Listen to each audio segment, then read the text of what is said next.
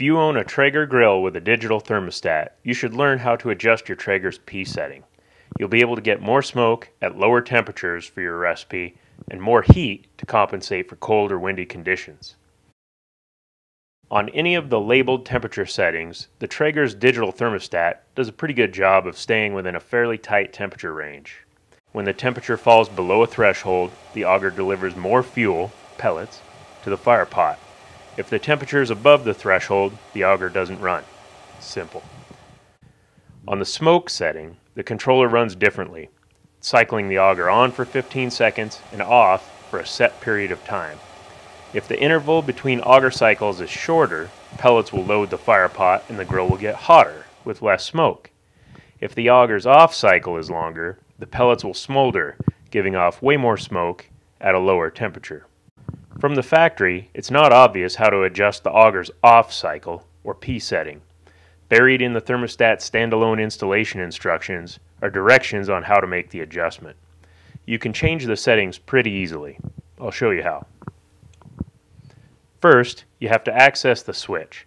The thermostat ships with a small sticker over the switch access, the P hole. Remove the sticker to the right of the LCD readout labeled Call Service. The P hole is behind that sticker. Next, with the grill started and set to the smoke setting, take a piece of stiff, thin wire, like a straightened paper clip, and poke it into the P hole until you hit the button.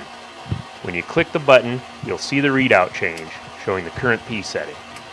Each click of the button increases the P setting by 1. Once you reach 9, the settings start over with 0. The lower the P setting, the shorter the off cycle. Each increase in the P setting number adds 10 seconds to the off cycle. That's all there is to it. It's important to note that if you have the P setting set high and the wind picks up, your fire may go out. The auger will keep feeding it pellets. Then you'll have to shut the grill down and follow the manual's instructions for clearing out the fire pot and restarting the grill. If you don't follow those directions, you'll light a giant pile of pellets that could burn too hot and damage your grill. In 70-degree ambient temperatures with no wind, the factory P setting of 4 produces a temperature around 150 to 160 degrees.